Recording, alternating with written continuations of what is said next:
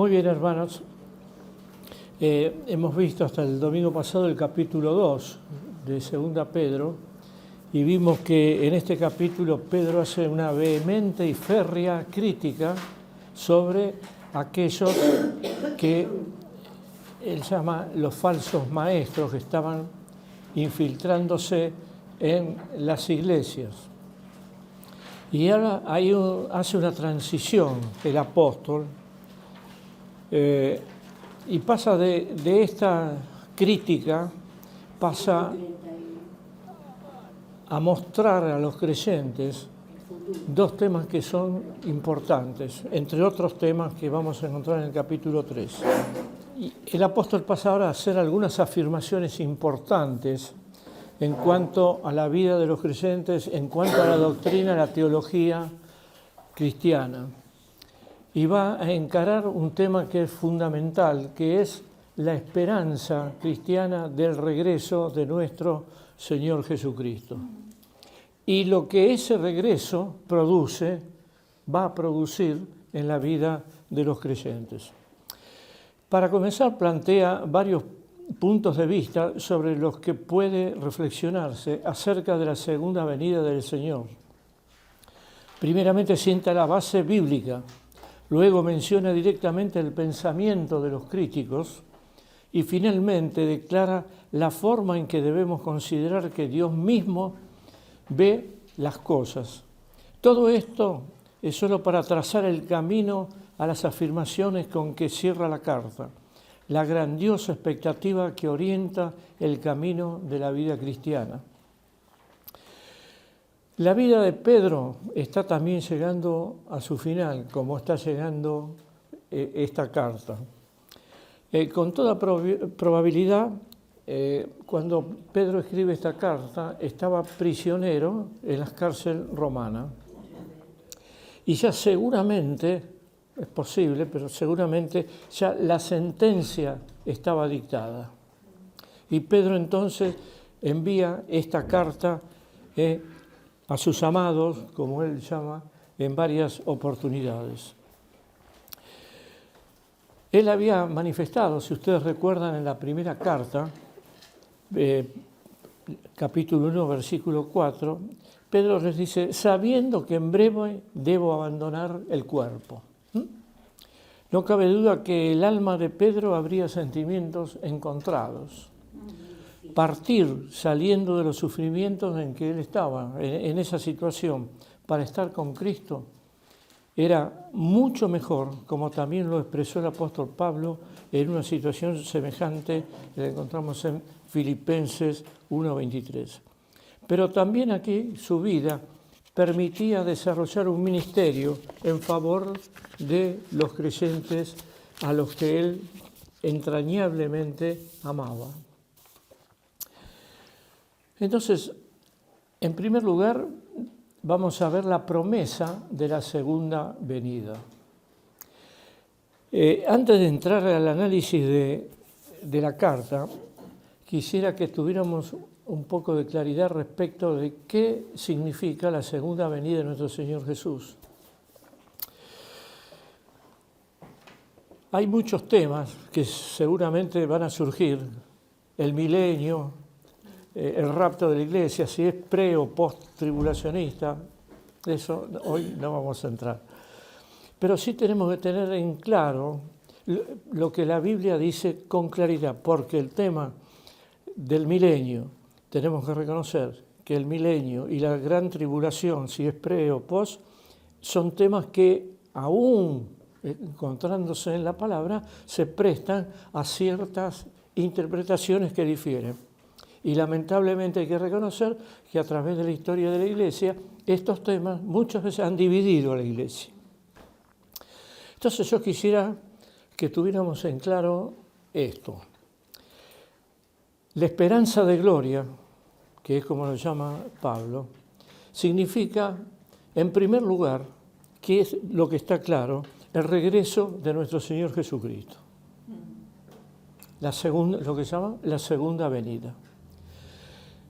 En segundo lugar, significa la resurrección de los creyentes. y de los no creyentes. Pero la resurrección, ¿qué significa? Significa que el cuerpo y el espíritu de los creyentes y de los no creyentes se van a unir en una personalidad diferente, pero individualizada. Inmediatamente después va a venir el juicio. También hay ciertas interpretaciones, si es el juicio, hay un juicio, 2 juicios, varios juicios, pero viene el juicio. Y en cuarto lugar, la glorificación. Cuando después del juicio, los que hayan aceptado a nuestro Señor Jesucristo, viviremos eternamente frente a Dios, y los que no lo hubieran aceptado vivirán eternamente separados de Dios. Estos 4 pasos, estos 4 hechos están bien claramente definidos en la palabra de Dios. Lo que sugiero, y siempre he sugerido, es esto. Todo lo demás que tenga que ver con la segunda venida están en relación a estos 4 hechos claros. El milenio, la tribulación. Los ubiquemos donde los ubiquemos, no vamos a entrar en discusión. Yo creo que son discusiones que al final nos llevan, digamos, a que cada uno diga, yo tengo razón. No vamos a entrar en discusión. Lo que sí tenemos que tener en claro son estos 4 hechos, que son los que están claramente definidos en la palabra de Dios. Y de eso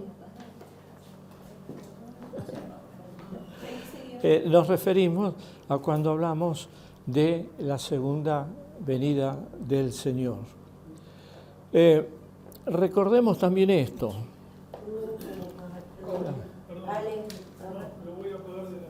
Sí, no. Listo.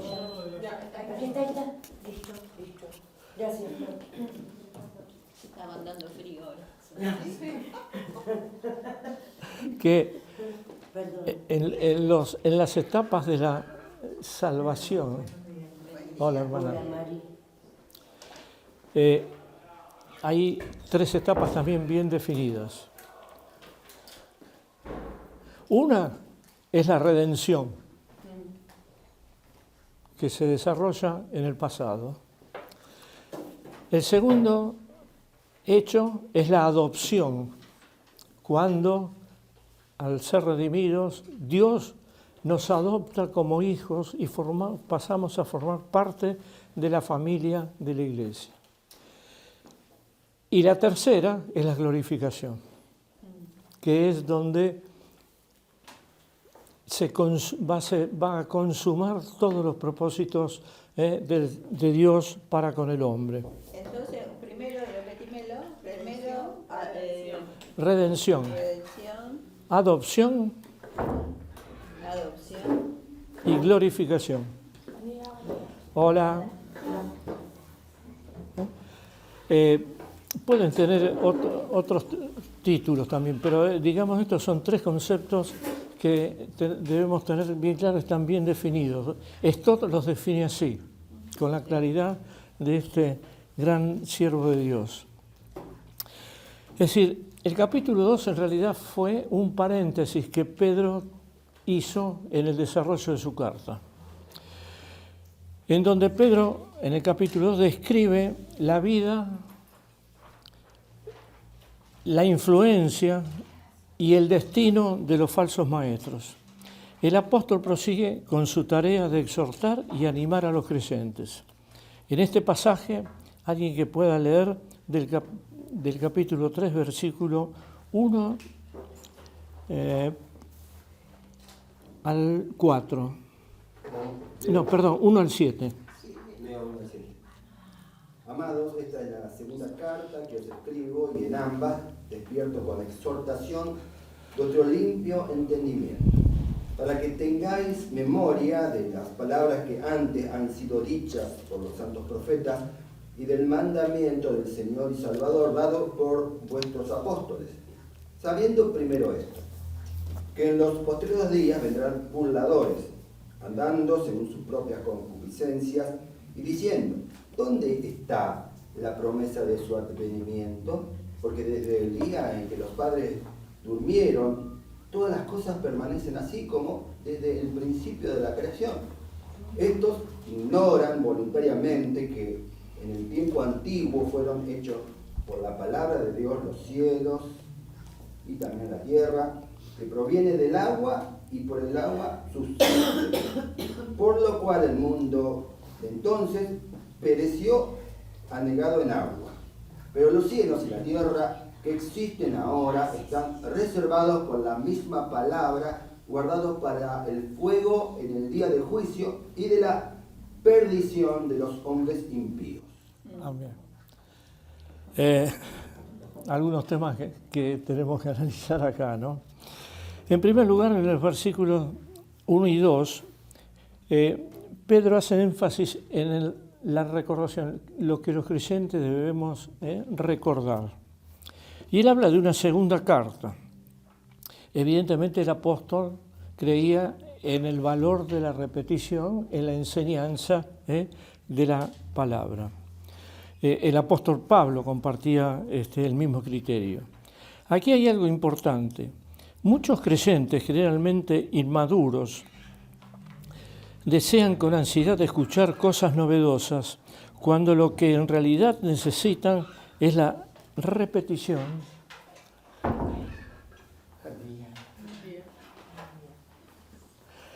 cuando lo que realmente necesitamos la repetición de las verdades eternas. Aún los creyentes más maduros somos propensos a olvidar muchas cosas y olvidarlas fácilmente. El gran estudioso de la palabra, Barclay, decía: no siempre se tiene en cuenta que el hombre, más que informarle, hay que hacerle recordar. Eso Barclay cita a otro gran teólogo inglés, Moffat. Amados, dice el apóstol. El apelativo amados o queridos, como habla o traduce la Nueva Versión Internacional, es bastante común en este capítulo. Se lo usa 4 veces. Es la única salutación que se usa en ambas cartas, en la primera y la segunda carta, que por otra parte es un modo frecuente de dirigirse a los lectores en las cartas del Nuevo Testamento. Pablo utiliza también este adjetivo. Pero quiere asegurarse, Pedro, que sus lectores estén conscientes de su amor y preocupación personal por ellos. Es decir, que los creyentes que han de recibir esta carta sean conscientes del amor que Pedro, de la preocupación que aún en sus últimos momentos Pedro tiene por esos creyentes. Más adelante dice: esta es la segunda carta que os escribo. Debemos preguntarnos cuál es esta segunda carta a la cual se refiere, es decir, y cuál es la primera. Los comentaristas ofrecen varias respuestas. Por un lado, dicen que la segunda carta realmente está formada por 2 cartas. Entonces, dentro de la segunda carta habría una primera y una segunda. Otros dicen que es una carta que se extravió, que no nos llegó. Pero en general lo que se acepta que la primera carta, es decir, la anterior, es Primera Pedro. Esa es, digamos, la explicación en un sentido más sencilla. Este detalle no es tanto para identificar que ambos escritos son de su propia autoría, sino con mayor probabilidad para recordarles que lo que va a desarrollar seguidamente es un tema que es el tema de la segunda venida, ya es un tema que él ha tratado con anterioridad. Ustedes tienen varios pasajes.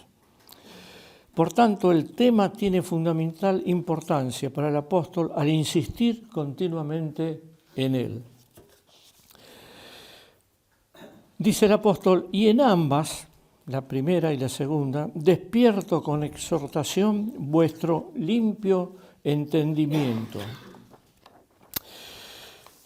Con afecto entrañable, Pedro escribe a sus lectores con el propósito de despertarles en sentido de refrescarles la memoria, la enseñanza que habían recibido anteriormente.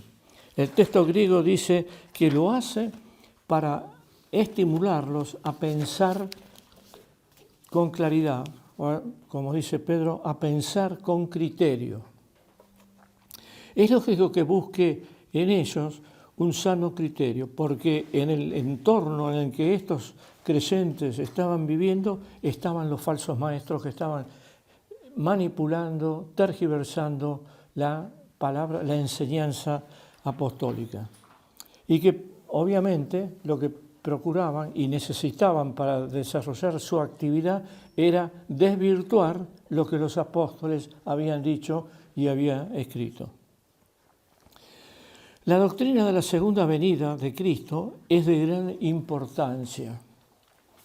A lo largo de los siglos, la realidad de esta extraordinaria promesa ha mantenido la base de la esperanza cristiana. Y como vimos anteriormente, qué etapas se desarrollan en esta segunda venida. Esta es la esperanza de la Iglesia, su máximo anhelo y el clima de la historia de la redención. Un tiempo de redención para los creyentes y el momento de juicio para los enemigos de Dios. La esperanza de resurrección corporal del creyente, la recompensa espiritual y la creación de un cielo nuevo y tierra nueva están todos relacionados con el regreso de Jesús. No es de extrañar entonces que la iglesia primitiva encontrara gran consuelo en la segunda venida, en la doctrina de la segunda venida. En realidad, su certeza era tan real que los creyentes del primer siglo se saludaban con el término que significa el Señor viene. Y recordemos cómo concluye Apocalipsis. Aquí vengo pronto. Vengo pronto. La doctrina es importante, puesto que en casi todos los libros del Nuevo Testamento hay alguna referencia a esta verdad. De los 27 libros del Nuevo Testamento,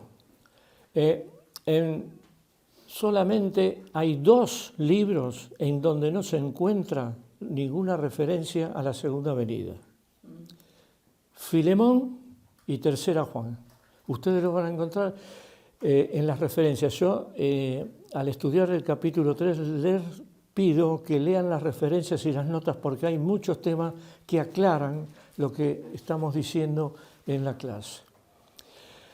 De los 25 libros restantes, en Gálatas se encuentra de una manera mencionada, pero de una manera indirecta, es decir, implícita, igual que en la segunda carta de Juan.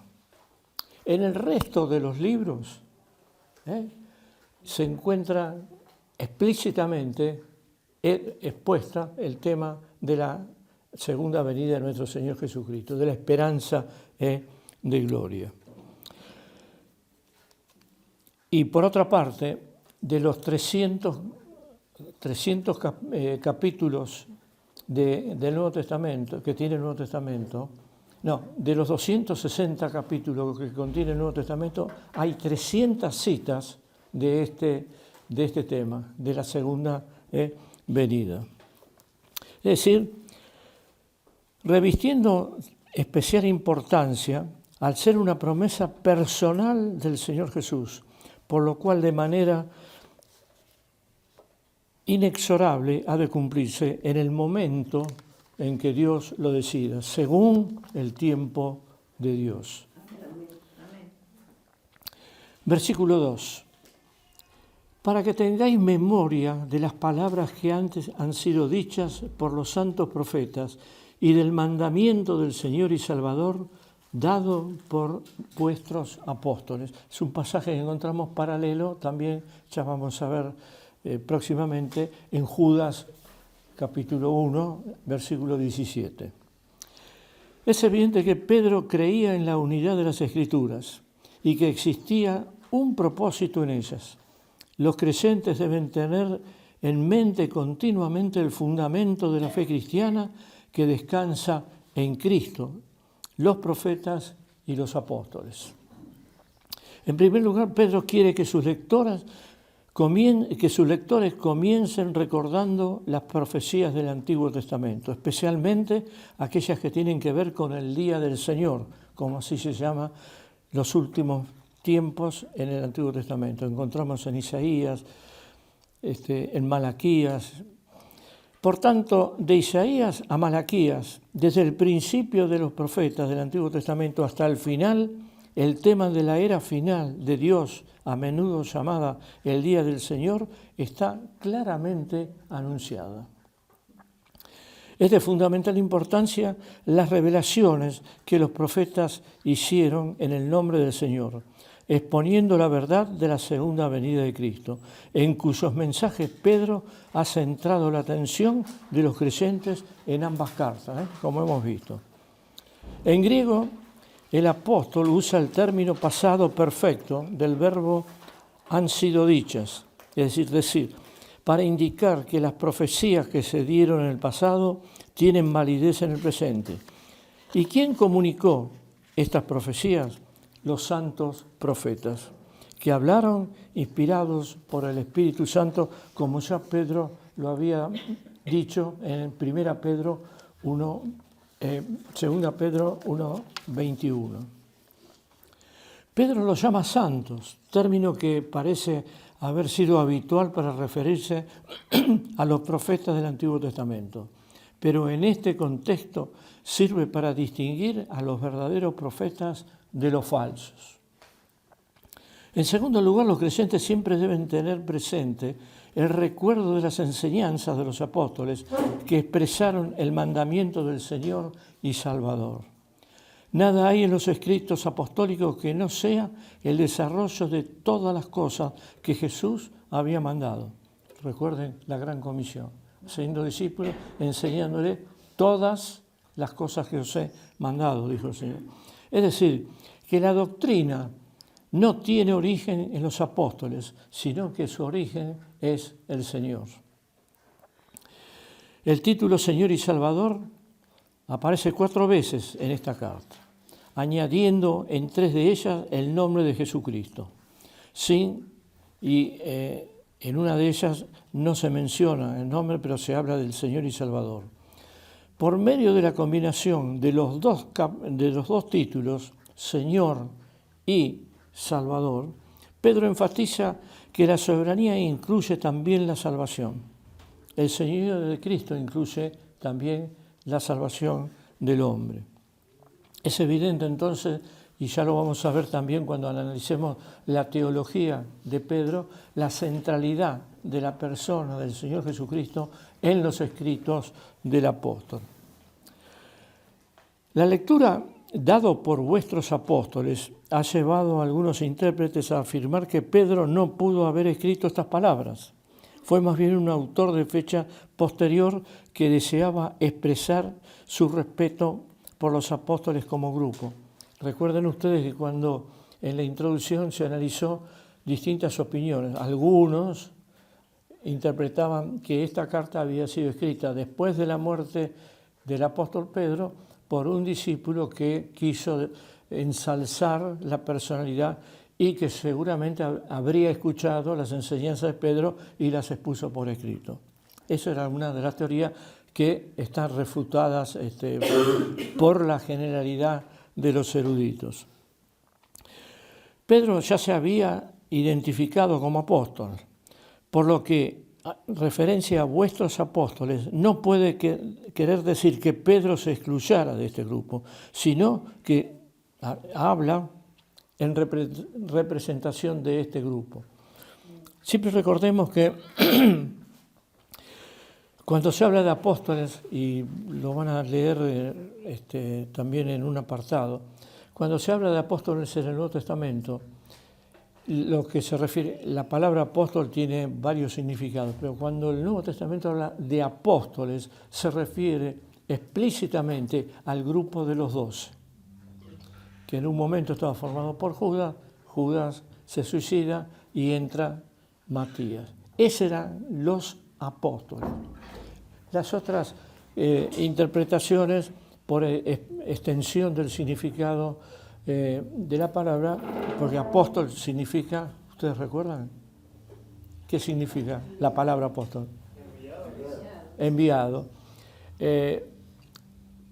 Enviados, todos podemos ser enviados. En ese sentido, todos seríamos apóstoles. En ese momento también estaban los apóstoles de las iglesias.